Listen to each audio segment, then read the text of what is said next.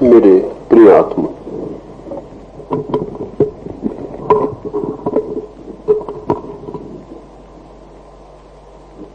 एक मित्र ने पूछा है कि क्या ध्यान प्रभु की कृपा से उपलब्ध होता है। इस बात को थोड़ा समझना उपयोगी है। इस बात से बहुत भूल भी हुई। न मालूम कितने लोग ये सोचकर बैठ गए हैं कि प्रभु की कृपा से उपलब्ध होगा तो हम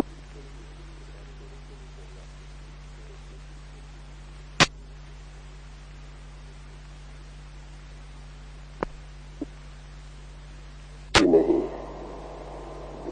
और अगर प्रभु के भी चहेते हो तो फिर इस जगत में न्याय का कोई उपाय न रह जाएगा। प्रभु की कृपा का तो यह अर्थ हुआ कि किसी पर कृपा करता है और किसी पर अकृपा भी रखता है। ऐसा अर्थ लिया हो तो वैसा अर्थ गलत है, लेकिन किसी और अर्थ में सही है।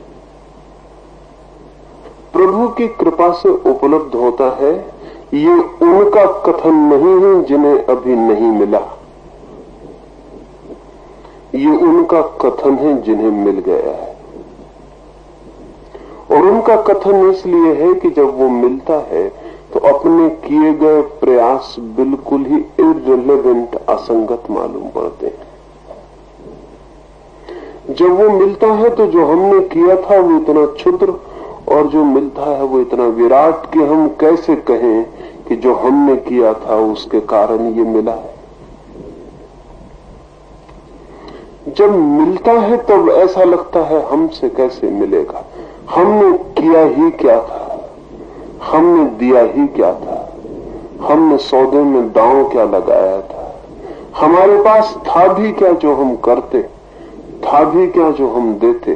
जब उसकी अनंत अनंत आनंद की वर्षा होती है तो उस वर्षा के क्षण में ऐसा ही लगता है कि तेरी कृपा से ही, तेरे प्रसाद से ही, तेरी ग्रेस से ही उपलब्ध हुआ। हमारी क्या सामर्थ, हमारा क्या बस। लेकिन ये बात उनकी है जिनको मिला। ये बात अगर उनने पकड़ ली जिनको नहीं मिला तो वे सदा के लिए भटक जाएंगे। प्रयास करना ही होगा।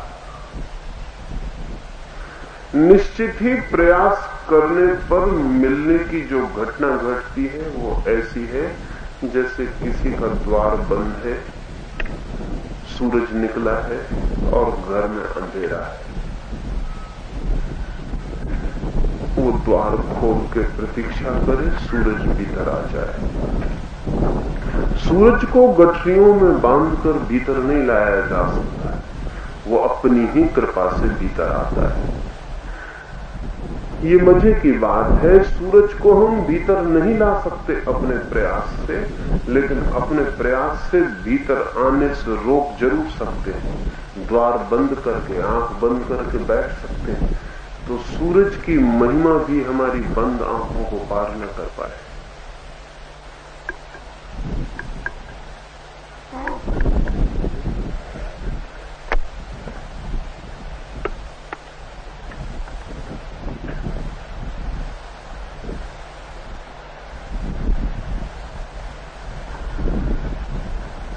सूरज की किरणों को हम द्वार के बाहर रोक सकते हैं, रोक सकने में समर्थ हैं, ला सकने में समर्थ नहीं। द्वार खुल जाए, सूरज भीतर आ जाए। सूरज जब भीतर आ जाए तो हम ये नहीं कह सकते कि हम लाए, हम इतना ही कह सकते हैं उसकी कृपा वो आया। और हम इतना ही कह सकते हैं कि हम हमारी अपने पर कृपा कि हमने द्वार बंद न किए। आदमी सिर्फ एक ओपनिंग बन सकता है उसके आगमन के लिए। हमारे प्रयास सिर्फ द्वार खोलते हैं, आना तो उसकी कृपा से ही होगा। लेकिन उसकी कृपा हर द्वार पर प्रकट होती है, लेकिन कुछ द्वार बंद है, वो क्या करें। बहुत द्वारों पर ईश्वर खटखटाता है और वे द्वार बंद है, मजबूती से हमने बंद किया। और जब वो खटखटाता है तब हम न मालूम कितनी व्याख्या करके अपने को समझा देते। एक छोटी सी कहानी मुझे प्रीति कर दे। एक बड़ा मंदिर, उस बड़े मंदिर में 100 पुजारी। बड़े पुजारी ने एक रात स्वप्न देखा है कि प्रभु ने खबर की है स्वप्न में कि कल मैं आ रहा हूं। विश्वास तो न हुआ पुजारी को, क्योंकि पुजारियों से ज्यादा अविश्वासी आदमी को पूजना सदा ही कठिन। विश्वास इसलिए भी न हुआ कि जो दुकान करते हैं धर्म की, उन्हें धर्म पर कभी विश्वास नहीं होता।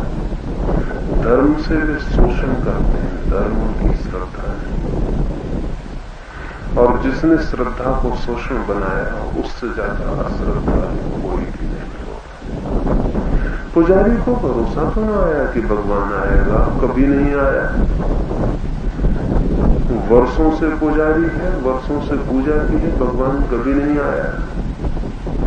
भगवान को भोग भी लगाया है, वो भी अपने को ही लग गया है। भगवान के लिए प्रार्थनाएं भी की हैं, वे भी खाली आकाश में, जानते हुए कोई नहीं सुनता की सपना मालूम होता है। समझाया अपने मन को कि सपने कहीं सच हो गए, लेकिन फिर डरा भी, भयभीत भी हुआ कि कहीं सच ही ना हो जाए। कभी कभी सपने भी सच हो जाते, कभी कभी जिसे हम सच कहते हैं वो भी सपना हो जाता है, कभी कभी जिसे हम सपना कहते हैं वो सच हो जाता है।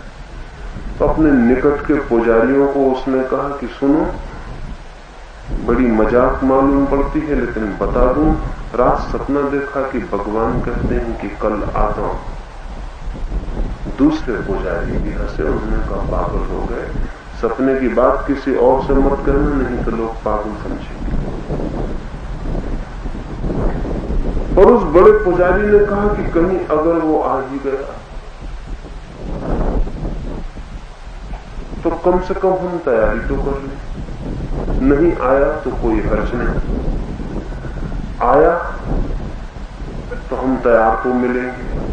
तो मंदिर धोया गया, पोंछा गया, साफ किया गया, फूल लगाए गए, दिए जलाए गए, सुगंध छिड़की गई, धूप दीप सब, भोग बना, भोजन बने। दिन भर में पुजारी थक गए। कई बार देखा सड़क की तरफ कोई आता हुआ दिखाई न पड़ा, और हर बार जब देखा तब लौट के कहा सपना सपना है। नाहक हम पागल बने, अच्छा हुआ गांव में खबर न की, अन्यथा लोग हंसते। सांझ हो गई, फिर उन्होंने कहा भोग हम अपने को लगा ले, जैसे सदा भगवान के लिए लगा वो हमको मिला, ये भी हम ही को लेना पड़ेगा। कभी कोई आता है सपने के चक्कर में पड़े, हम पागल बने, जानते हुए पागल बने, दूसरे पागल बनते हैं न जानते हुए। हम जो जानते हैं भली भांति, कभी कोई भगवान नहीं आता। भगवान है कहाँ? बस ये मंदिर की मूर्ति, ये हम पुजारी, ये हमारी पूजा है, ये व्यवसाय है। फिर सांझ उन्होंने भोग लगा लिया, दिन भर के थके फिर भी जल्दी सो गए। आधी रात गए, कोई रथ मंदिर के द्वार पर रुका, रथ के पहियों की आवाज सुनाई पड़ी। किसी पुजारी को नींद में लगा कि मालूम होता है उसका रथ आ गया। उसने जोर से कहा सुनते हो, जागो, मालूम होता है जिसके हमने दिन भर प्रतीक्षा की वो आ गया। रथ के पहियों की जोर जोर की आवाज सुनाई पड़ती। दूसरे पुजारियों ने कहा पागल अब चुप भी रहो, दिन भर पागल बनाया, अब रात ठीक से सो लेने दो, ये पहियों की आवाज नहीं बादलों की गड़गड़ाहट। और वे सो गए। उन्होंने व्याख्या कर दी। फिर कोई मंदिर की सीढ़ियों पर चढ़ा, रथ द्वार पर रुका, फिर किसी ने द्वार खटखटाया, फिर किसी पुजारी की नींद खुली, फिर उसने कहा कि मालूम होता है वो आ गया मेहमान जिसकी हमने प्रतीक्षा की। कोई द्वार खटखटाता है। लेकिन दूसरों ने कहा कि कैसे पागल हो, रात भर सोने दोगे या नहीं, हवा के थपेड़े हैं, कोई द्वार नहीं खटखटाता। उन्होंने फिर व्याख्या कर दी, फिर वे सो गए। फिर सुबह वे उठे, फिर वे द्वार पर गए। किसी के पद चिन्ह थे, कोई सीढ़ियां चढ़ा था, और ऐसे पद चिन्ह थे जो बिल्कुल अज्ञात थे, और किसी ने द्वार जरूर खटखटाया था। और राह तक कोई रथ भी आया था, रथ के चाकों के चिन्ह थे। वे छाती पीट कर रोने लगे, वे द्वार पर गिरने लगे। गांव की भीड़ इकट्ठी हो गई। वो उनसे पूछने लगी, क्या हो गया है तुम्हें?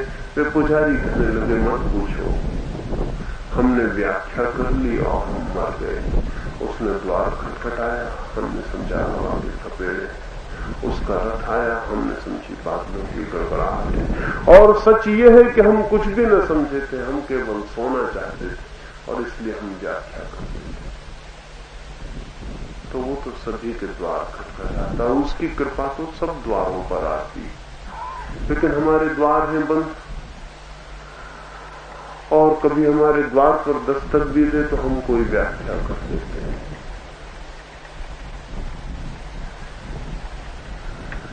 पुराने दिनों के लोग कहते थे अतिथि देवता है, थोड़ा गलत कहते थे, देवता अतिथि है। देवता रोज ही अतिथि की तरह खड़ा है, लेकिन द्वार तो खुला हो, उसकी कृपा सब पर है। इसलिए ऐसा मत पूछें कि उसकी कृपा से मिलता है।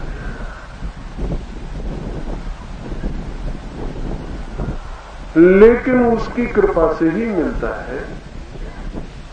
हमारे प्रयास सिर्फ द्वार खोल पाते, सिर्फ मार्ग की बाधाएं अलग कर पाते हैं। जब वो आता है अपने से आता है। एक दूसरे मित्र ने पूछा है,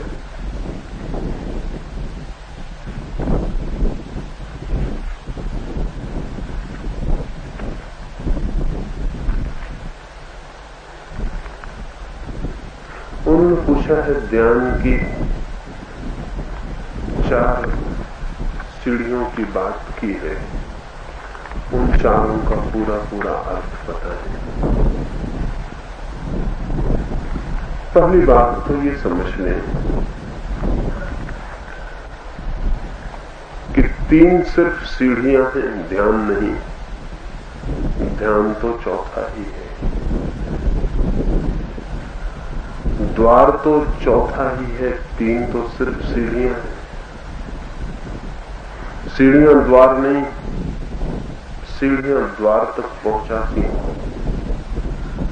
चौथा ही द्वार है विश्राम, विराम, शून्य, समर्पण, मर जाना, मिट जाना। द्वार तो वही, और 3 जो सीढ़ियां हैं वे उस द्वार तक पहुंचाती हैं। वे 3 सीढ़ियों का मौलिक आधार एक है कि यदि विश्राम में जाना हो तो पूरे तनाव में जाने के बाद बहुत आसान हो जाता है। जैसे कोई आदमी दिन भर श्रम करता है तो रात सो पाता है। जितना श्रम उतनी गहरी नींद। अब कोई पूछ सकता है कि श्रम करने से नींद तो उल्टी चीज है, तो जिसने दिन भर श्रम किया है उसे तो नींद आनी ही नहीं चाहिए, क्योंकि श्रम और विश्राम उल्टी चीज है। तो विश्राम तो उसे आना चाहिए जो दिन भर बिस्तर पर पड़ा और विश्राम करता था। लेकिन दिन भर जो बिस्तर पर पड़ा रहा वो रात सो ही ना सकेगा। इसलिए दुनिया में जितनी सुविधा बढ़ती है, जितना कंफर्ट बढ़ता है, उतनी नींद विदा होती जाती है। दुनिया में जितना आराम बढ़ेगा उतनी नींद मुश्किल हो जाएगी। और मजा यह है कि आराम हम इसलिए बढ़ा रहे हैं कि चैन से सो सके। आराम बढ़ा कि नींद गई, क्योंकि नींद के लिए श्रम जरूरी है। जितना श्रम उतनी गहरी नींद।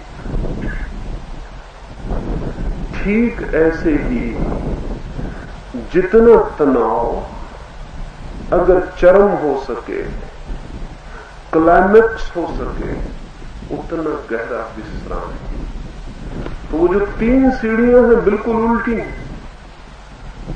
ऊपर से तो दिखाई पड़ेगा कि इन 3 में तो हम बहुत श्रम में पड़ रहे हैं, शक्ति लगा रहे हैं, बहुत तनाव पैदा कर रहे हैं, अपने को थका रहे हैं, तूफान में डाल रहे हैं, विक्षिप्त हुए जा रहे हैं। और फिर इनसे कैसे विश्राम आएगा? इनसे ही आएगा। जितने ऊंचे पहाड़ से गिरेंगे उतनी गहरी खाई में चले जाएंगे। ध्यान रहे, सब पहाड़ों के पास गहरी खाइयां होगी। असल में पहाड़ बनता ही नहीं बिना गहरी खाई को बनाए। जब पहाड़ उठता है तो नीचे गहरी खाई बन जाती। जब आप तनाव में जाते हैं तो उसी के किनारे विश्राम की शक्ति इकट्ठी होने लगती। जितने ऊंचे उठते हैं आप तनाव में। इसलिए मैं कहता हूं कि पूरी ताकत लगा दें, कुछ बचे ना, पूरे चुक जाए, सब भांति सब लगा दें, सब हार जाए, तो जब गिरेंगे उस ऊंचाई से तो गहरी अतल खाई में डूब जाएंगे। वो विराम और विश्राम होगा। उसी विश्राम के क्षण में ज्ञान अधिक होता है। मूल आधार तो आपको पूरे तनाव में ले जाना और फिर तनाव को एक तरह से छोड़ देना। मेरे पास लोग आते हैं, वो कहते हैं कि अगर हम ये तनाव का कार्य ना करें तो सीधा विश्राम नहीं हो सकता। नहीं होगा, नहीं होगा, और अगर होगा तो बहुत शैलो, बहुत उथला होगा। गहरे कूदना हो पानी में तो ऊंचे चढ़ जाना चाहिए। जितने ऊंचे तट से कूदेंगे उतने पानी में गहरे चले जाएंगे। ये वृक्ष हैं सरू के 40 फीट ऊंचे होंगे, इतनी ही इनकी जड़ें नीचे चली गई। जितना ऊपर जाना हो वृक्ष को उतनी जड़ें नीचे चली जाती, जितनी जड़ें नीचे जाती उतना ही वृक्ष ऊपर चला जाता। अब इस सरू का वृक्ष पूछ सकता है कि 6 इंच जड़ें भेजे, कोई हर्जा तो नहीं, हर्ज कुछ भी नहीं, 6 इंच ऊंचे भी जाएंगे, मजे से भेजे। 6 इंच भी क्यों भेजते हैं, भेजे ही मत, तो बिल्कुल भी ऊंचे नहीं जाएंगे। नीत्शे ने कहीं लिखा है, बहुत अंतर्दृष्टि का वाक्य लिखा है कि जिन्हें स्वर्ग की ऊंचाई छूनी हो उन्हें नरक की गहराई भी छूनी पड़ती। बहुत अंतर्दृष्टि की बात है। जिन्हें स्वर्ग की ऊंचाई छूनी हो उन्हें नरक की गहराई भी छूनी पड़ती। इसलिए साधारण आदमी कभी भी धर्म की ऊंचाई नहीं छू पाता, पापी अक्सर छू लेते। क्योंकि जो पाप की गहराई में उतरता है वो पुण्य की ऊंचाई में भी चलता है। ये जो विधि है एक्सट्रीम्स, अतियों से परिवर्तन की है। सब परिवर्तन अति पर होते हैं। एक अति और सब परिवर्तन होता है। घड़ी का पेंडुलम देखा, वो जाता है बाएं बाएं बाएं और फिर गिरता है और दाएं जाने लगता है। आपने कभी ख्याल न किया होगा, जब घड़ी का पेंडुलम बाईं तरफ जाता है तब वो दाईं तरफ जाने की शक्ति अर्जित कर रहा है, जा रहा है बाईं तरफ और ताकत इकट्ठी कर रहा है दाईं तरफ जाने की। जितना बाईं तरफ जाएगा ऊंचा, उतनी ही दाईं तरफ डोल सकेगा।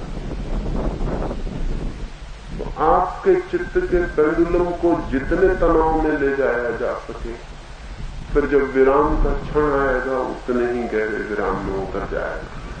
अगर आप तनाव में न ले गए तो विराम में भी नहीं जाएगा। और लोग बहुत अजीब अजीब बातें पूछते हैं। ऐसा लगता है कि वो वृक्ष नहीं लगाना चाहते, सिर्फ फूल तोड़ना चाहते। ऐसा लगता है फसल नहीं बोना चाहते, सिर्फ फल काटना चाहते। और एक मित्र आए, वो बोले कि अगर शरीर न हिलाए न कंपन हो शरीर में तो कोई कठिनाई तो नहीं। कठिनाई कुछ भी नहीं, कठिनाई तो कुछ भी ना करे तो कोई कठिनाई नहीं।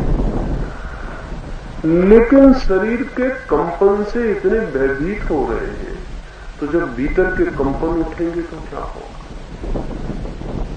शरीर के कपने को रोकना चाहते हैं, तो जब भीतर शक्ति की ऊर्जा कपेगी तब क्या होगा? नहीं, वो चाहते हैं कि भीतर कुछ हो जाए और बाहर सभ्य सुसंस्कृत शिष्ट जैसी शक्ल उन्होंने बनाई है, जो मूर्ति खड़ी कर ली है अपनी, वो वैसे ही मोम के बने खड़े रहे और भीतर कुछ हो जाए। वो नहीं होगा। वो जब भीतर ऊर्जा उठेगी तो ये सब मोम का पुतला बह जाएगा, ये हटेगा, इसको जगह देनी पड़ेगी। तनाव अति पर पहुंच जाए, इसकी चेष्टा करें ताकि फिर विश्रांति अति पर हो सके। विश्रांति फिर अपने आप हो जाएगी। तनाव आप कर लें, विश्रांति प्रभु की कृपा से हो जाएगी। तनाव आप उठा लें, फिर तो लहर गिरेगी और शांति छा जाएगी। तूफान के बाद जैसी शांति होती है वैसी कभी नहीं होती। तूफान उठना जरूरी है, और तूफान के बाद जो शांति होती है वो जिंदा होती, क्योंकि वो तूफान से पैदा होती। एक जिंदा शांति के लिए जरूरी है, जो मैं कह रहा हूं उसमें कोई चरण छोड़ा नहीं जा सकता। इसलिए मुझसे कोई आके बार बार न पूछे कि ये हम छोड़ दें, ये हम छोड़ दें, शरीर को न हिलाएं, सिर्फ श्वास लें, श्वास न चलाएं, सिर्फ मैं कौन हूं ये पूछें। नहीं, वो तीनों चरण बहुत व्यवस्थित रूप से वैज्ञानिक ढंग से तनाव की एक अति से दूसरी अति पर ले जाने के लिए। और इसीलिए मैं कहता हूं एक चरण जब पूरी अति पर पहुंचे तब दूसरे में बदला जा सकता है। जैसे कार के गियर आप बदलते हैं, तो पहले गियर में गाड़ी आपने चलाई है तो गति में लानी पड़ती। जब पहले गियर पर गति पूरी गति में आती तब आप उसे दूसरे गियर में डालते हैं। दूसरे गियर पर वो मंदी गति में हो तो आप तीसरे गियर में नहीं डाल सकते हैं गाड़ी को। सब परिवर्तन तीव्रता में होते हैं। चित्त का परिवर्तन भी तीव्रता में होता है, और तीनों का क्या अर्थ है वो भी समझ लेना चाहिए। पहला चरण जो कि पूरे समय जारी रहेगा, श्वास को गहरी और तीव्रता से लेने का है। गहरा भी लेना है, डीप भी, और तीव्रता से भी, फास्ट भी। जितनी गहरी जा सके उतनी गहरी लेनी है, और जितनी तेजी से ये लेने और छोड़ने का काम हो सके ये करना है। क्यों? श्वास से क्या होगा? श्वास मनुष्य के जीवन में सर्वाधिक रहस्यपूर्ण तत्व है। श्वास के ही माध्यम से सेतु से आत्मा और शरीर जुड़े। इसलिए जब तक श्वास चलती है हम कहते हैं आदमी जीवित। श्वास गई और आदमी गई। अभी मैं एक घर में गया जहां 9 महीने से एक स्त्री बेहोश पड़ी, वो कोमा में आ गई, और चिकित्सक कहते हैं कि अब वो कभी होश में नहीं आएगी, लेकिन कम से कम 3 साल जिंदा रह सकती अभी। और अब उसको बेहोशी में दवा और इंजेक्शन और ग्लूकोज दे दे के किसी तरह जिंदा, वो बेहोश पड़ी। 9 महीने से उसने कभी होश नहीं आया। उनके घर गया, उस स्त्री की मां को मैंने पूछा कि अभी तो करीब करीब मर गई। उन्होंने कहा कि नहीं, जब तक श्वास तब तक आस। उस बूढ़ी औरत ने कहा जब तक श्वास है तब तक आशा है। अब चिकित्सक कहते हैं, लेकिन कौन जाने, चिकित्सक किसी को कहते हैं नहीं मरेगा, वो मर जाता है।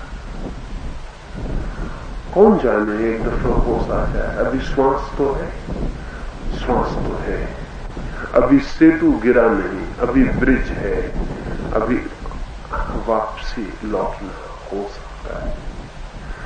श्वास हमारी आत्मा और शरीर के बीच जोड़ने वाला सेतु है। श्वास को जब आप बहुत तीव्रता में लेते हैं और बहुत गहराई में लेते हैं तो शरीर ही नहीं कपता, भीतर के आत्म तंतु भी कप जाते हैं। जैसे बोतल रखी, उसमें बहुत दिनों से कोई चीज भरी रखी, कभी किसी ने हिलाई नहीं, तो ऐसा पता नहीं चलता कि बोतल और भीतर भरी चीजें दो हैं। बहुत दिन से रखी है, मालूम होता है एक ही। बोतल हिला दें जोर से, बोतल हिलती है, भीतर की चीज हिलती है। बोतल और भीतर की चीज के पृथक होने का स्पष्टीकरण होता है।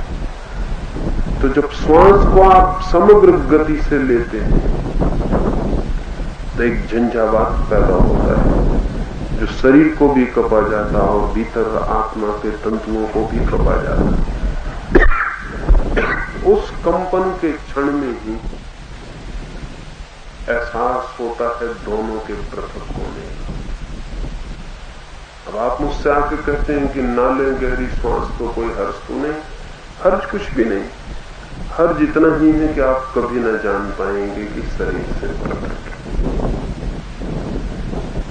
इसलिए उसमें एक सूत्र और जोड़ा हुआ है कि गहरी श्वास लें और भीतर देखते रहें कि श्वास आई और श्वास गई।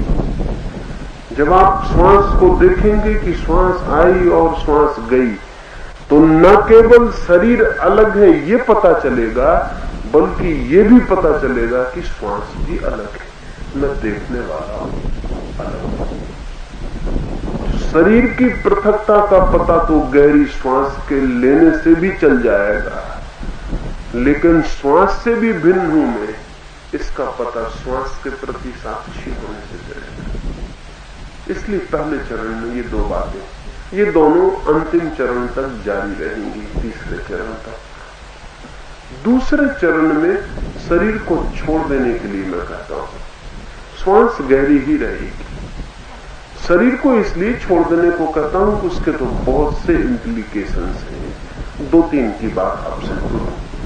पहली तो बात यह है कि शरीर में हजारों तनाव इकट्ठे आपने कर रखे जिनका आपको पता ही नहीं।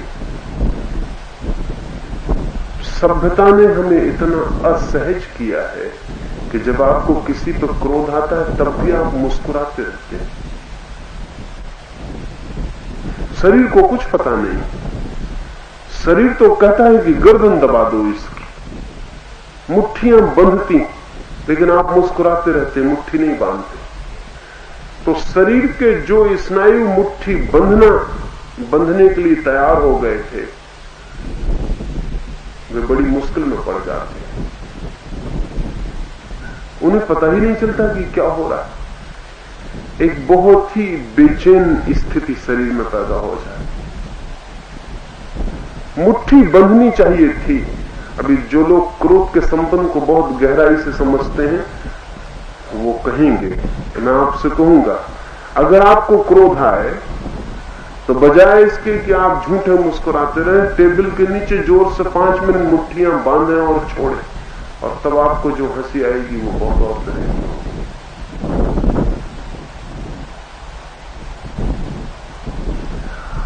शरीर को कुछ भी पता नहीं कि आदमी सभ्य हो गया।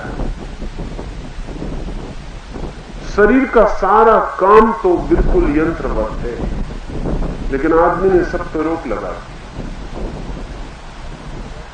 उस रोग के कारण शरीर में हजारों तनाव इकट्ठे हो गए, और जब बहुत तनाव इकट्ठे हो जाते हैं तो कॉम्प्लेक्स पैदा होते हैं, ग्रंथियां पैदा होती हैं।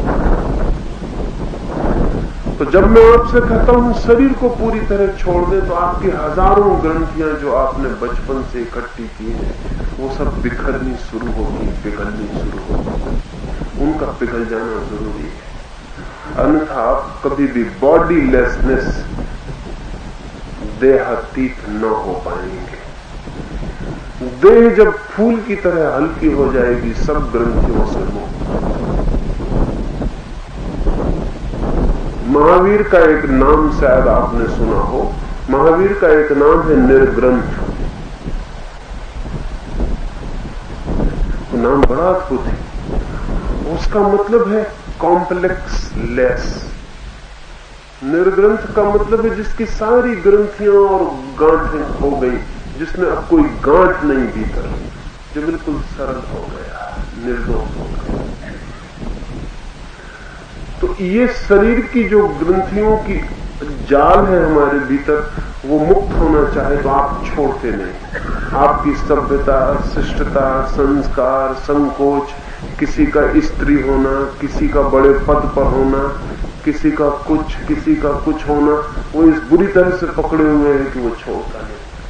तो आज एक महिला ने मुझे आके कहा तो उसे यही डर लगा देता है कि कोई का हाथ उसको न लग जाए, तो वो बेचारी दूर जाके बैठी होगी आज, मगर कोई 2-4 करवट लेकर उसके पास पहुंच गया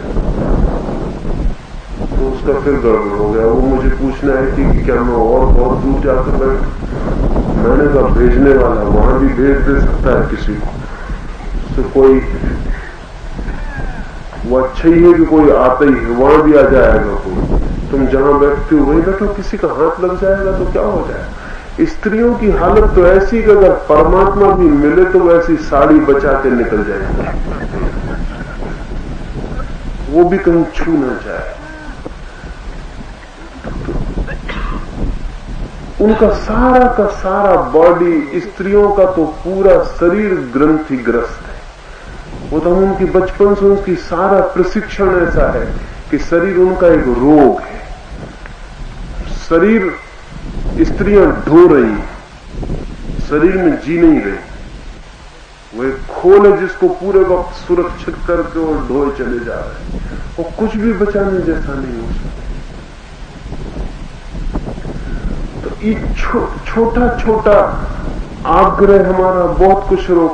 अब कोई बहुत पढ़े लिखे हैं तो उनको ऐसा लगता है कि वो आज मुझसे एक सज्जन कह रहे थे कि ये इमोशनल लोगों को हो जाता होगा, भावुक लोगों को, इंटेलेक्चुअल को कैसे होगा। अब कोई 2-4 क्लास पढ़ गया तो वो इंटेलेक्चुअल हो गया, उसकी मां मरेगी तो रोएगा कि नहीं वो, उसका किसी से प्रेम होगा कि नहीं होगा, वो इंटेलेक्चुअल हो गया। वो 4 क्लास पढ़ गया, उसने यूनिवर्सिटी सर्टिफिकेट दे दिया, तब वो प्रेम करेगा तो वो सोच के करेगा कि चुंबन लेना कि नहीं, कितने कीटाणु ट्रांसफर हो जाते। वो किताब पढ़ेगा, वो जाके हिसाब किताब लगाएगा कि इमोशनल होना कि नहीं होना। इंटेलेक्ट भी बीमारी की तरह हो गई। इंटेलेक्ट कुछ हमारा सौरभ नहीं बन पाई, बुद्धि हमारा कोई गरिमा नहीं बनी, रोग बन गई। कोई सोचता है कि हम इंटेलेक्चुअल हैं, हम बुद्धिवादी, ये हमको नहीं हो सकता। ये तो उनको हो रहा है जो जरा भावुक है। लेकिन भावुक होना कुछ बुरा है। जीवन में जो भी श्रेष्ठ है वो भाव से आता है। बुद्धि से किसी श्रेष्ठता का कोई जन्म न कभी हुआ और न कभी हो सकता है। न गणित का हिसाब लगता है, खाते वही जोड़े जाते हैं, ये सब होता है। लेकिन जो भी श्रेष्ठ है, और आश्चर्य की बात यह है कि विज्ञान जिसको हम समझते हैं सबसे बड़ी बौद्धिक प्रक्रिया है, उसमें भी जो श्रेष्ठतम आविष्कार है वे भी भाव से होते हैं, वे भी बुद्धि से नहीं होते। अगर आइंस्टीन से कोई जाकर पूछे कि कैसे तुमने रिलेटिविटी खोजी, वो कहेगा मुझे पता नहीं, आ गई। ये बड़ी धार्मिक भाषा है कि आ गई, इट हैपेंड। अगर क्यूरी से कोई पूछे कि कैसे तुमने ये रेडियम खोज निकाला, तो कहेगी मुझे कुछ पता नहीं, ऐसा हुआ है, हो गया है, मेरे बस की बात नहीं। अगर बड़े वैज्ञानिक से जाके पूछे तो वो भी कहेगा हमारे बस के बाहर हुआ है, कुछ हमारी खोज से नहीं हुआ, हमसे कहीं ऊपर से कुछ हुआ है, हम सिर्फ माध्यम थे, इंस्ट्रूमेंट। बड़ी धर्म की भाषा है। भाव बहुत गहरे में, बुद्धि बहुत ऊपर, बुद्धि बहुत काम चलाऊ। बुद्धि वैसे ही है जैसे कि गवर्नर की गाड़ी निकलती है और आगे एक पायलट निकलता है, उस पायलट को गवर्नर मत समझ लेता। बुद्धि पायलट से ज्यादा नहीं, वो रास्ता साफ करती, लोगों को हटाती, हिसाब रखती कि रास्ते पे कोई टक्कर न हो जाए, लेकिन मालिक बहुत पीछे है। वो भाव, वो इमोशन, जीवन में जो भी सुंदर है, श्रेष्ठ है, वो भाव से जन्मता पैदा होता है। लेकिन कुछ लोग पायलट को नमस्कार कर रहे हैं, वो कहते हैं हम इंटेलेक्चुअल, हम बुद्धिवादी, हम पायलट को ही गवर्नर मानते रहे। पायलट भी खड़ा होकर हंस रहा है। कुछ लोगों को ख्याल है कि कमजोर लोगों को हो जाता है, हम शक्तिशाली हैं, हमको बहुत मुश्किल है। उनको पता नहीं, उन्हें कुछ भी पता नहीं। शक्तिशालियों को होता है, कमजोर खड़े रह जाते हैं, क्योंकि 1 घंटे तक संकल्प पूर्वक किसी भी स्थिति में होना बहुत स्ट्रांग विल्ड के लिए संभव है, कमजोरों के लिए नहीं। कमजोर तो 2 मिनट गहरी सांस लेते हैं, फिर बैठ जाते हैं, और वो दूसरे जो उनको हो रहा है वो कहते हैं कमजोरों को हो रहा है। वो घंटे भर गहरी सांस भी नहीं ले सकते, वो 10 मिनट मैं कौन हूं ये भी नहीं पूछ सकते। इस ख्याल में आप मत पड़ना, लेकिन ये हमारे रैशनलाइजेशन, ये हमारी बौद्धिक तरकीबें हैं जिनसे हम अपने को बचाते हैं।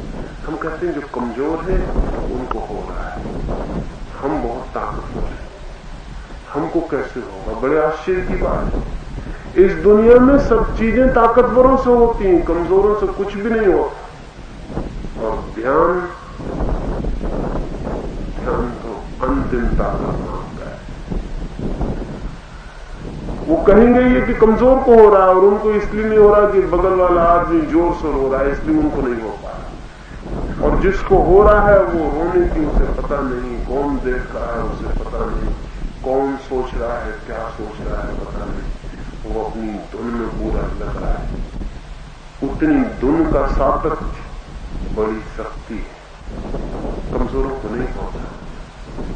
इसलिए अपने अहंकार को व्यर्थ बचाने की कोशिश में मत लगना कि हम ताकतवर हैं, स्ट्रांग विल्ड हैं, हम इंटेलेक्चुअल हैं, हमको नहीं होगा। नहीं होगा इतना ही जाने, नहीं होने के लिए ये और शक्कर क्यों चढ़ा रहे हैं ऊपर। इससे न होना भी मीठा लगने लगेगा, और फिर होना हमेशा के लिए असंभव हो जाएगा। इतना ही जाने कि मुझे नहीं हो रहा, नहीं हो रहा तो कहीं कोई कमजोरी है, उस कमजोरी को पहचाने, समझें और हल करें। उसको बहादुरी ना समझें कि हमको नहीं हो रहा तो हम ताकतवर। अब एक मित्र आए, उन्होंने कहा कि तो हिस्टेरिक है, किसी को हिस्टीरिया जैसा हो जाता है। उन्हें पता नहीं कि जीवन में, जीवन के भीतर क्या क्या छिपा। हिस्टेरिक कह के वो अपने को बचा लेंगे। अब वो समझ लिए कि ये कुछ विक्षिप्त लोग हैं जिनको होगा, हम तो विक्षिप्त नहीं हैं, हमको नहीं होगा। तो फिर बुद्ध भी विक्षिप्त थे, और महावीर भी, और जीसस और सुकरात और रूमी और मंसूर, सब विक्षिप्त। तो इन विक्षिप्तों की जात में शामिल होना आप स्वस्थों की जात में शामिल होने से बेहतर। इन पागलों की जमात में शामिल हो जाइए, क्योंकि इन पागलों को जो मिला वो बुद्धिमानों को नहीं मिला। जब शक्ति बहुत तीव्रता से भीतर उठेगी तो सारे व्यक्तित्व में तूफान आ जाएगा।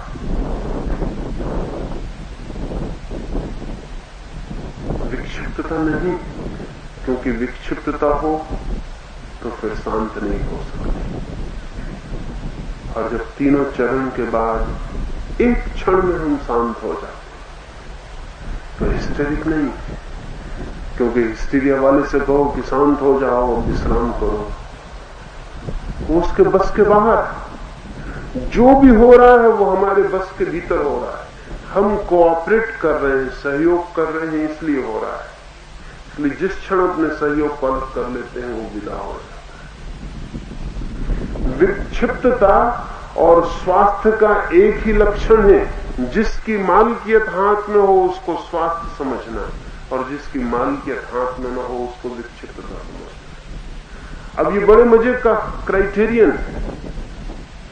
अब जो हो रहा है, जिनको जब मैं कहता हूं शांत हो जाए, वो तत्काल शांत, और वो जो स्वस्थ बैठे हैं उनसे मैं कहूं कि अपने विचारों को शांत कर दो, वो कहते होते ही नहीं। हम कितने करें, वो नहीं होते। विक्षिप्त हैं आप, पागल हैं आप। जिस पर आपका बस नहीं है वो पागलपन, जिस पे आपका बस है वो स्वास्थ्य। जिस दिन आपके विचार ऑन ऑफ कर सकेंगे आप, कि कह दे मन को कि बस, तो मन वहीं ठहर जाए, तब आप समझना कि स्वस्थ हुए। और आप कह रहे हैं बस, और मन कहता है कहते रहो, हम जा रहे हैं जहां जाना, जो कर रहे हैं कर रहे हैं, सिर पटक रहे हैं, लेकिन वो मन जो करना है कर रहा है। आप भगवान का भजन कर रहे हैं और मन सिनेमा गृह में बैठा है, वो कहता बैठेंगे यहीं देखेंगे, करो भजन कितना। लेकिन आदमी बहुत चालाक है, और वो अपनी कमजोरियों को भी अच्छे शब्दों में छिपाता है, और दूसरे की श्रेष्ठताओं को भी बहुत बुरे शब्द देकर निश्चिंत हो जाता है। इससे बचना। सच तो यह है कि दूसरे के संबंध में सोचना ही मत। किसको क्या हो रहा है कहना बहुत मुश्किल है। जीवन इतना रहस्यपूर्ण है कि दूसरे के संबंध में सोचना ही मत। अपने ही संबंध में सोच लेना वही काफी, कि मैं तो पागल नहीं हूं, इतना सोच लेना। मैं कमजोर हूं, ताकतवर हूं, क्या हूं, अपने बाबत सोचना। लेकिन हम सब सदा दूसरों के बाबत सोच रहे हैं कि किसको क्या हो रहा है। गलत है। शरीर को पूरी तरह छोड़ देने में, एक तो मैंने कहा ग्रंथि रेचन, वो जो रुके हुए अवरोध हैं वो सब बह जाते हैं। दूसरा, जब शरीर अपनी गति से चलता है, आप नहीं चलाते, अपनी गति से चलता है, तब शरीर की पृथकता बहुत स्पष्ट होती है। क्योंकि आप देख रहे हैं और शरीर घूम रहा है, आप देख रहे हैं और शरीर खड़ा हो गया है, आप देख रहे हैं और हाथ कप रहा है, आप देख रहे हैं कि मैं नहीं कपा रहा हूं और हाथ कप रहा है, तब आपको पहली दफा पता चलता है कि मेरा होना और शरीर का होना कुछ अलग मामला है। तब आपको ये भी पता चल जाएगा कि जवान भी मैं नहीं हुआ, शरीर हुआ है, बूढ़ा भी शरीर होगा, मैं नहीं होऊंगा। और अगर ये गहरा आपको पता चला तो पता चलेगा मरेगा भी शरीर, मैं नहीं मरूंगा। इसलिए शरीर की पृथकता बहुत गहरे में दिखाई पड़ेगी जब शरीर यंत्रवत घूमने लगेगा। उसे पूरी तरह छोड़ देना, तभी पता चलेगा। और तीसरा सवाल जो हम पूछते हैं, मैं कौन हूं, क्योंकि ये पता चल जाए कि शरीर नहीं हूं, ये भी पता चल जाए कि श्वास नहीं हूं, तब भी ये पता नहीं चलता कि मैं कौन। ये नेगेटिव हुआ, शरीर नहीं हूं, श्वास नहीं हूं, ये तो नेगेटिव हुआ। लेकिन पॉजिटिव, ये अभी पता नहीं चलता कि मैं कौन। इसलिए तीसरा कदम है जिसमें हम पूछते हैं कि मैं कौन। किससे पूछते हैं? किसी से पूछने को नहीं है, खुद से ही पूछ रहे हैं, अपने को ही पूरी तरह से सवाल से भर रहे हैं कि मैं कौन। जिस दिन ये सवाल पूरी तरह आपके भीतर भर जाएगा, उस दिन आप पाएंगे उत्तर आ गया आपके ही भीतर से। क्योंकि ये नहीं हो सकता कि गहरे तल पर आपको पता ना हो कि आप कौन हैं। जब है तो ये भी पता होगा कि कौन है, लेकिन वहां तक सवाल को ले जाना जरूरी है। जैसे कि जमीन में पानी, ऊपर हम खड़े हैं प्यासे और जमीन में पानी है, लेकिन बीच में 30 फीट की खुदाई करनी जरूरी है। तो 30 फीट खुद जाए तो पानी निकल रहा है। हमें प्रश्न है कि मैं कौन हूं, जवाब भी कहीं 30 फीट गहरे हम में है, लेकिन बीच में बहुत सी परतें हैं जो कट जाए तो उत्तर मिल जाए। तो वो जो मैं कौन हूं वो कुदाली का काम करता है। मैं कौन हूं उसे जितनी गति से पूछते हैं खुदाई हो, लेकिन पूछ नहीं पाते। कई दफा बड़ी अद्भुत घटना, एक मित्र को सुबह एक अद्भुत घटना 2 दिन से रहती है, वो बहुत समझने जैसी है। वो बड़ी ताकत से पूछते हैं, वो पूरा श्रम लगाते हैं, उनके श्रम में कोई कमी नहीं, उनके संकल्प में कोई कमी नहीं, लेकिन मन की कितनी परतें, वो ऊपर से पूछते जाते हैं मैं कौन हूं, इतने जोर से पूछते हैं कि उनका ऊपर भी निकलने लगता है कि मैं कौन, मैं कौन, मैं कौन। और इसमें बीच बीच में एक एक दफा ये भी आवाज आती, इससे क्या होगा, इससे क्या होगा, मैं कौन हूं, ये भी पूछते चले जाते हैं। और बीच में कभी कभी ये भी उनसे निकलता है, इससे क्या होगा, ये कौन कह रहा है, मैं कौन हूं पूछ रहे हैं, इससे क्या होगा ये कौन कह रहा है। ये मन का दूसरी परत कह रही है, कहीं कुछ भी ना होगा, क्यों पूछ रहे हो, चुप हो जाओ। मन की एक परत पूछ रही मैं कौन हूं, दूसरी परत कह रही कुछ भी ना होगा, चुप हो जाओ, क्या पूछ रहे हो। अगर मन में खंड खंड रह गए तो फिर भीतर न घुस पाएंगे। इसलिए मैं कहता हूं पूरी ताकत लगा के पूछना है, ताकि पूरा मन धीरे धीरे इन्वॉल्व हो जाए और पूरा मन ही पूछने लगे कि मैं कौन। जिस क्षण प्रश्न ही रह जाएगा, सिर्फ प्रश्न तीर की तरह भीतर उतरता है, उस दिन उत्तर आने में देर न लगेगी, उत्तर आ जाएगा। उत्तर भीतर है, ज्ञान भीतर है, हमने कभी पूछा नहीं, हमने कभी जगाया नहीं, वो जगने को तैयार। इसलिए ये 3 चरण, लेकिन ये 3 दरवाजे के बाहर की बात है, दरवाजे तक छोड़ देती, दरवाजे के भीतर तो प्रवेश 4थे चरण में होगा। लेकिन जो 3 सीढ़ियां नहीं चढ़ा वो दरवाजे में प्रवेश भी नहीं कर सकेगा। इसलिए ध्यान रखें, कल तो अंतिम दिन है हमारा, कल पूरी ताकत लगानी जरूरी है।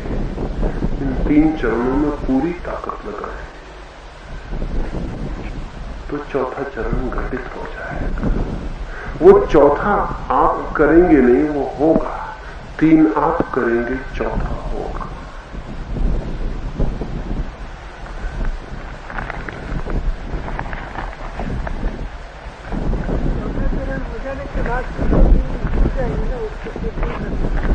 फिर कोई सवाल नहीं, 4था हो जाए फिर कोई सवाल नहीं, फिर जैसा जरूरी लगेगा वो दिखाई पड़ेगा। करने जैसा लगेगा तो जारी रहेगा, नहीं करने जैसा लगेगा तो छूट जाए। लेकिन वो भी पहले से नहीं कहा जा सकता, और इसलिए नहीं कहा जा सकता कि पहले से ये सवाल जब हम पूछते हैं कि जब 4था हो जाएगा तो वो 3 छूट जाएंगे ना, तो अभी भी हमारा मन उन 3 को नहीं करना चाह रहा, इसलिए पूछता है। उन 3 से छूटने की बड़ी इच्छा है। तो मैं नहीं कहूंगा कि छूट जाएंगे, क्योंकि अगर मैं ये कह दूं छूट जाएंगे तो अभी ही नहीं पकड़ पाएंगे उनको। छूट जाएंगे, लेकिन वो 4थे के बाद की बात है, पहले बात नहीं उठानी चाहिए। हमारा मन बहुत तरह से डिसीव करता है, वंचना करता है। जब पूछ रहे हो तो तुम्हें ख्याल नहीं कि तुम क्यों पूछ रहे हो, बिल्कुल इसलिए पूछ रहे हो कि 3 से किस तरह छुटकारा हो। इन 3 से छुटकारा अगर होगा तो 4था पैदा नहीं होने वाला। और इन 3 का भय क्यों? इनका भय है, और वही भय मिटाने के लिए तो वो 3 है। इनका भय है कि शरीर कुछ भी कर सकता है,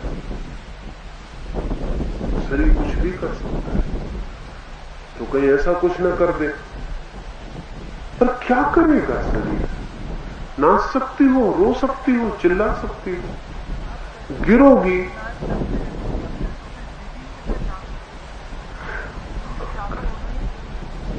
असल कठिनाई ये है कि पहले चरण पर श्वास जारी करो, दूसरे चरण पर श्वास जारी रखो और शरीर को ढीला छोड़ दो। श्वास से और शरीर के ढीले छोड़ने में कोई बाधा नहीं, किसी तरह की बाधा नहीं। श्वास गहरी रहेगी, शरीर तुम्हें करना थोड़ी कि तुम नाचो। अगर तुम नाचो तो फिर श्वास में बाधा पड़ेगी, लेकिन अगर नाचना हो जाए तो श्वास में कोई बाधा नहीं पड़ेगी।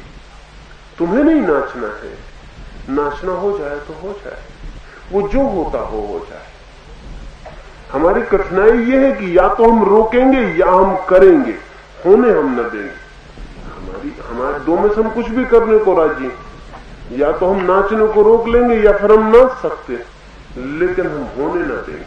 इसका भी डर है, बहुत डर है। आदमी की पूरी सभ्यता सब प्रेसिव है, हमने बहुत चीजें दबाई हुई और हमें डर है कि वो सब निकलना है। तो हम बहुत भयभीत, हम ज्वालामुखी पर बैठे, बहुत डर है हमें। नाचने का ही सवाल नहीं है, डर बहुत गहरे हैं। हमने खुद को इतना दबाया है कि हमें बहुत पता है कि क्या क्या निकल सकता है उसमें से। बेटे ने बाप की हत्या करनी चाहिए, डरा हुआ है कहीं ये ख्याल ना निकल आए। पति ने पत्नी की गर्दन दबा देनी चाहिए, हालांकि गर्दन जब दबाना चाह रहा तो तभी वो कहता रहा कि तेरे बिना मैं एक क्षण नहीं जी सकता। उसकी गर्दन भी दबा देनी चाहिए। उसने दबाया हुआ अभी तक, उसे डर लगता है कि किसी क्षण में ये निकलना है। गुरजीएफ एक फकीर था और इस जमाने में कुछ कीमती लोगों में से एक था। उसके पास आप जाते तो पहला काम वो ये करता कि 15 दिन तो आपको शराब पिलाता, रात रात आपको शराब पिलाता, और जब तक 15 दिन आपको वो शराब पिला पिला के आपकी स्टडी न कर लेता तब तक वो आपको सावधान न ले जाता, क्योंकि 15 दिन वो शराब पिला पिला के आपके सब दमित रोगों को निकलवा लेता और पहचान लेता कि आदमी कैसे हो, क्या क्या दबाया, तब वो इसके बाद साधना में लगा। और अगर कोई कहता है कि नहीं ये 15 दिन हम शराब पीने को राजी नहीं, तो वो कहता दरवाजा खुला है, एकदम बाहर हो। शायद ही दुनिया में किसी फकीर ने शराब पिलाई हो, लेकिन वो समझदार, उसकी समझ कीमती और वो ठीक कर रहा है। हमने बहुत दबाया है, हमारे दमन का कोई हिसाब नहीं, कोई अंत नहीं हमारे दमन का। उस दमन की वजह से हम डरते हैं कि कहीं कुछ प्रकट न हो जाए, कहीं मुंह से कोई बात न निकल जाए, कहीं ऐसा न हो जाए कि जो बात नहीं कहनी थी, नहीं बतानी थी, वो आ जाए। अब किसी ने चोरी की तो पूछने से डरेगा कि मैं कौन हूं, क्योंकि मन कहेगा कि तुम चोर हो। ये जोर से निकल सकता है कि चोर हो, बेईमान हो, काला बाजारी हो, ये कहीं ना निकल जाए। वो तो कहेगा कि पूछना कि नहीं, जरा धीरे धीरे पूछो कि मैं कौन हूं, क्योंकि पता तो है कि मैं कौन हूं, मैं चोर हूं। तो वो दबा रहा है, तो वो डर रहा है, वो धीरे धीरे पूछ रहा है कि ये बगल वाले को कहीं सुनाई न पड़ जाए, कहीं मुंह से निकल जाए कि मैंने चोरी की। ये निकल सकता है, कोई कठिनाई नहीं है। तो हमारे कारण है, हमारे पूछने के कारण है कि हम क्यों पूछते हैं कि ये जल्दी छूट जाए, ना करना पड़े। लेकिन नहीं, छूटने से नहीं, करना ही पड़ेंगे। छूट सकते हैं, करने से छूटेंगे। और भीतर से जो आता है उसे आने दे, वहां बहुत गंदगी छिपी है, वो बाहर आई। हमने एक चेहरा ऊपर बनाया, वो हमारा असली चेहरा नहीं। हम डरते हैं। अब एक आदमी अपना चेहरा लीप पोत के किसी तरह बना के बैठा हुआ है, और वो डरता है कि अगर छोड़ा तो चेहरा कुरूप हो जाता है। तो वो डरता है कि कुरूप चेहरा कोई देख ना ले, क्योंकि वो तो कितना आईने में तैयार होके आया घर से। अब वो डरता है कि कहीं मैंने चेहरा बिल्कुल छोड़ दिया तो चेहरा कुरूप भी हो सकता है, और जब छोड़ूंगा तो पाउडर और लिपस्टिक उस पर काम नहीं पड़ेंगे, वो एकदम गड़बड़ हो जाएंगे, असली चेहरा निकल सकता है। तो वो डरेगा, वो कहेगा कि नहीं, और सब छोड़ा जा सकता है, चेहरे को छोड़ा जा, उसको किसी तरह बना के। हमारे सब चेहरे मेकअप के चेहरे, असली चेहरे नहीं। और ऐसा मत सोचना कि जो पाउडर नहीं लगाते उनके मेकअप के नहीं, मेकअप बहुत गहरा है, बिना पाउडर के भी चलता है। तो असली चेहरा निकल आए। अब असली चेहरा निकल आए तो घबराहट हो सकती, कोई देख ना ले, इसलिए हमारे डर है। लेकिन ये डर खतरनाक, इन डरों को लेकर भीतर नहीं जाया जा सकता। ये डर छोड़ने पड़ेंगे। एक अंतिम सवाल। एक मित्र पूछते हैं कि शक्तिपात क्या है। क्या कोई शक्तिपात कर सकता है? कोई कर नहीं सकता, लेकिन किसी से हो सकता है। कोई कर नहीं सकता। और अगर कोई कहता हो कि मैं शक्तिपात करता हूं, तो फिर सब धोखे की बातें। कोई कर नहीं सकता, लेकिन किसी क्षण में किसी से हो सकता है। अगर कोई बहुत शून्य व्यक्ति है, सब भांति समर्पित, सब भांति शून्य, तो उसके सानिध्य में शक्तिपात हो सकता है। वो कंडक्टर का काम कर सकता है, जान के नहीं। परमात्मा की विराट शक्ति उसके माध्यम से किसी दूसरे में प्रवेश कर सकती।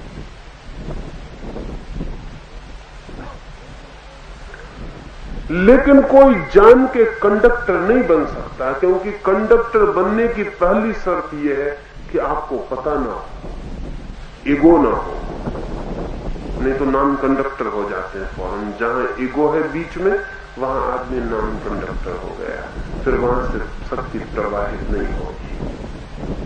तो अगर ऐसे व्यक्ति के पास जो समग्र भांति भीतर से शून्य है और जो कुछ नहीं करना चाहता आपके लिए, कुछ करता ही नहीं, वो उसके वैक्यूम से, उसके शून्य से, उसके द्वार से, उसके मार्ग से परमात्मा की शक्ति आप तक पहुंच सकती और गति बहुत तीव्र हो सकती। कल दोपहर के मौन में इसको ख्याल लें। कल के लिए 2 सूचनाएं भी मैं इसके साथ दे दूं। शक्तिपात का अर्थ है कि परमात्मा की शक्ति आप पर उतर गई। शक्ति 2 तरह से संभव है, या तो आपसे शक्ति उठे और परमात्मा तक मिल जाए, या परमात्मा से शक्ति आए और आप तक मिल जाए। बात एक ही है, 2 तरफ से देखने के ढंग। वो वैसे जैसे कोई गिलास में आधा गिलास पानी भरा रखा हो और कोई कहे कि आधा गिलास खाली और कोई कहे आधा गिलास भरा, और अगर पंडित हो तो विवाद करे और तय न हो पाए कभी भी कि क्या मामला है, क्योंकि दोनों ही बातें सही। ऊपर से भी शक्ति उतरती है और नीचे से भी शक्ति जाती है, और जब उनका मिलन होता है, जहां आपके भीतर सोई हुई ऊर्जा विराट की ऊर्जा से मिलती है, तब एक्सप्लोजन, विस्फोट होता है। उस विस्फोट के लिए कोई भविष्यवाणी नहीं की जा सकती। उस विस्फोट से क्या होगा ये भी नहीं कहा जा सकता। उस विस्फोट के बाद क्या होगा ये भी नहीं कहा जा सकता। वैसे उस विस्फोट के बाद दुनिया में जिन लोगों को भी विस्फोट हुआ है, वे जिंदगी भर यही चिल्लाते रहे कि आओ और तुम भी उस विस्फोट से गुजर जाओ। कुछ हुआ है जो अनिर्वचनीय है। शक्तिपात का अर्थ है ऊपर से शक्ति आ जाए। आसक्ति रोज आती और किसी ऐसे व्यक्ति के माध्यम को ले सकती है वो शक्ति जो सब भांति शून्य हो, तो वो कंडक्टर हो जाता और कुछ भी नहीं। लेकिन अगर अहंकार थोड़ा भी है, इतना भी कि मैं कर दूंगा शक्तिपात, तो नाम कंडक्टर हो गया, वो आदमी उससे शक्ति नहीं प्रवाहित होगी। सुबह के लिए और सांझ के लिए 2 सूचनाएं ख्याल में ले लें। कल आखिरी दिन है और बहुत कुछ संभव हो सकता है, और बहुत संभावनाओं से भर के ही कल सुबह प्रयोग करना है। एक तो जिन लोगों को कुछ भी हो रहा है, कल सुबह वो खड़े होकर प्रयोग करेंगे। जिनको कुछ भी हो रहा है, जिनको थोड़ा भी शरीर में कहीं भी कुछ हो रहा है, कल वो सुबह खड़े होकर प्रयोग करेंगे, क्योंकि खड़े होकर तीव्रतम गति संभव होती है। यह आपको पता न होगा कि महावीर ने सारा ध्यान खड़े होकर किया। खड़ी हालत में तीव्रतम प्रवाह होता है। मैं आपको इसलिए अब तक खड़े होने के लिए नहीं कहा कि आप बैठे की हिम्मत नहीं जुटा पाते, तो खड़े की हिम्मत कैसे जुटा पाए। खड़े होने पर बहुत जोर से शक्ति का आघात होता है। तो जो मैं कह रहा हूं कि नाच उठ सकते हैं, बिल्कुल पागल होकर नाच सकते हैं, वो खड़े होने में संभव होता है। तो कल चूंकि आखिर दिन है और कुछ 10-25 मित्रों को तो बहुत तैयारी हुई है, तो वो तो कल खड़े हो जाए। मैं नाम नहीं लूंगा, अपने आप खड़े हो जाए। और बीच शुरू से ही खड़े होकर करना है।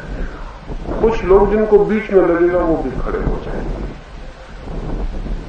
और खड़े होकर जो भी होता हो होने देना।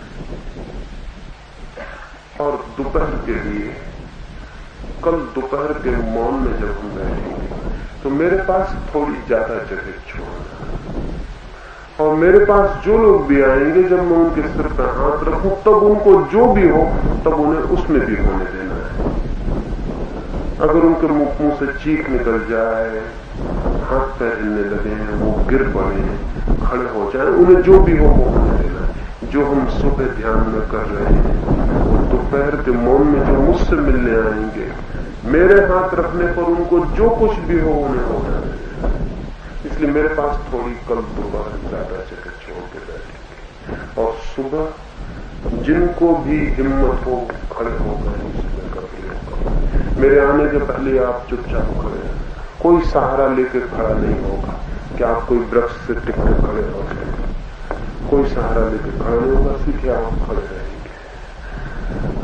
शक्तिपात की बात आपने पूछी है, खड़ी हालत में बहुत लोगों को शक्तिपात की स्थिति हो सकती है और वातावरण बना है, उसका पूरा उपयोग किया जा सकता है। तो कल चूंकि आखिरी दिन होगा शिविर का, कल पूरी शक्ति लगा देंगे। आपने सवाल लिख के भेजा है। हाँ बोलिए। जो अभी 3 चरण आपने बोले, हाँ उनका बॉडी के ऊपर, हार्ट के ऊपर जो नर्वस होते हैं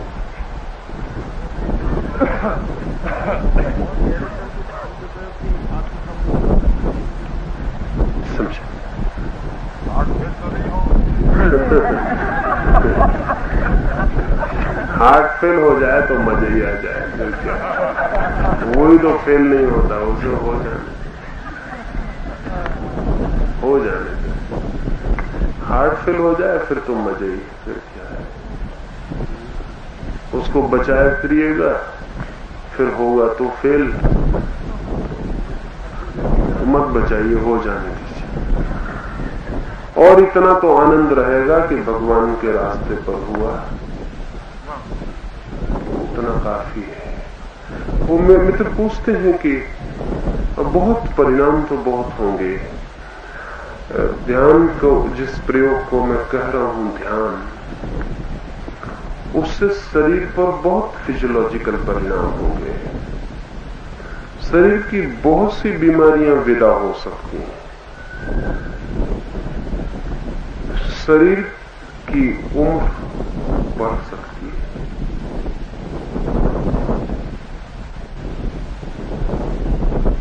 केमिकल बहुत परिवर्तन होंगे, शरीर में बहुत सी ग्रंथियां हैं जो करीब करीब मृत प्राय पड़ी रहती हैं, वो सब सक्रिय हो सकती हैं, जैसे हमें ख्याल नहीं। अभी मनोवैज्ञानिक कहते हैं, फिजियोलॉजिस्ट भी कहते हैं कि क्रोध में शरीर में विशेष तरह के विष छूट जाते हैं, लेकिन अभी तक मनोवैज्ञानिक और फिजियोलॉजिस्ट ये नहीं बता पाते कि प्रेम में क्या होता है। क्रोध में तो विशेष प्रकार के केमिकल शरीर में छूट जाते हैं, विष छूट जाते हैं, सारा शरीर विषाक्त हो जाता है। प्रेम में भी अमृत छूटता है, लेकिन चूंकि मुश्किल से कभी छूटता है इसलिए फिजियोलॉजिस्ट की लेबोरेटरी में अभी वो आदमी नहीं पहुंचा, इसलिए उसे पता नहीं चल पाता। अगर ध्यान का पूरा परिणाम हो तो शरीर में जैसे क्रोध की में विष छूटता है, ऐसे प्रेम के अमृत रस छूटने शुरू हो जाए। केमिकल परिणाम और भी गहरे होते हैं, जैसे कि जो लोग भी ध्यान में थोड़े गहरे उतरते हैं उन्हें अद्भुत रंग दिखाई पड़ते हैं, अद्भुत सुगंधें मालूम पड़ने लगती, अद्भुत ध्वनियां सुनाई पड़ने लगती, प्रकाश की धाराएं बहने लगती, नाद सुनाई पड़ने लगती। ये सब के सब केमिकल परिणाम, ऐसे रंग जो आपने कभी नहीं देखे दिखाई पड़ने लगते। शरीर की पूरी केमिस्ट्री बदलती है, शरीर और ढंग से देखना, सोचना, पहचानना शुरू कर देता है। शरीर के भीतर बहने वाली विद्युत धारा की सारी धाराएं बदल जाती, उन विद्युत धाराओं के सारे सर्किट बदल जाते। बहुत कुछ होता है शरीर के भीतर, मानसिक तल पर भी बहुत कुछ होता है, लेकिन वो विस्तार की बात है। तो वो जो मित्र पूछते हैं उनसे कभी अलग से बात कर लूंगा। बहुत कुछ संभावनाएं हैं। मेरा कहना यह था कि जो कि श्वासोच्छ्वास से पहले जो ब्रीदिंग करते हैं वो टाइम के ऊपर ब्रीदिंग के ऊपर और क्या शिकारिक पहलू को मैं अलग लेना चाहता हूँ कि जो डीप ब्रीदिंग होता है कभी ब्रेन के ऊपर और नर्वस सिस्टम के ऊपर क्या। जैसे ही शरीर में डीप ब्रीदिंग शुरू करेंगे तो कार्बन डाइऑक्साइड और ऑक्सीजन की मात्राओं का जो अनुपात है वो बदल जाएगा। जो मात्रा हमारे भीतर कार्बन डाइऑक्साइड की है और ऑक्सीजन की है उसका अनुपात बदलेगा सबसे पहले। और जैसे ही कार्बन डाइऑक्साइड के अनुपात बदलता है वैसे ही सारे मस्तिष्क और सारे शरीर और खून और स्नायुओं में सब में परिवर्तन शुरू हो जाएगा। क्योंकि हमारे व्यक्तित्व का सारा आधार ऑक्सीजन और कार्बन डाइऑक्साइड के विशेष अनुपात, उनके अनुपात में परिवर्तन सारा परिवर्तन ले आएगा। तो इसलिए मैंने कहा कि वो अलग से आप आ जाए, वो तो टेक्निकल बात है, उस सबको उसमें कोई रस नहीं भी हो सकता, तो आपसे बात कर लूंगा। और एक मित्र ने इधर पूछा है कि ये जो ध्यान की बात है ये कहीं ऑटो हिप्नोसिस आत्मसम्मोहन तो नहीं? आत्मसम्मोहन से बहुत दूर तक मेल है, आखिरी बिंदु पर रास्ता अलग हो जाता है। हिप्नोसिस से बहुत दूर तक संबंध है। सारे तीनों चरण हिप्नोसिस के हैं, सिर्फ साक्षी भाव हिप्नोसिस का नहीं। वो जो पीछे पूरे समय विटनेसिंग चाहिए कि मैं जान रहा हूं, देख रहा हूं कि श्वास आई और गई, मैं जान रहा हूं, देख रहा हूं कि शरीर कंपित हो रहा, घूम रहा, मैं जान रहा हूं, देख रहा हूं, ये जो भाव है वो सम्मोहन का नहीं है। वही फर्क है और वो बहुत बुनियादी फर्क है। बाकी तो सारा सम्मोहन की प्रक्रिया है। सम्मोहन की प्रक्रिया बड़ी कीमती है। अगर वो साक्षी भाव से जुड़ जाए तो ध्यान बन जाती है, और अगर साक्षी भाव से अलग हो जाए तो मूर्छा बन जाती है। अगर सिर्फ हिप्नोसिस का उपयोग करें तो बेहोश हो जाएंगे, अगर साक्षी भाव का भी साथ में उपयोग करें तो जागृत हो जाए। फर्क दोनों में बहुत है, लेकिन रास्ता बहुत दूर तक एक सा है, आखिरी बिंदु पर अलग हो जाता है। और कुछ प्रश्न रह गए, वो कल रात हम बात करेंगे।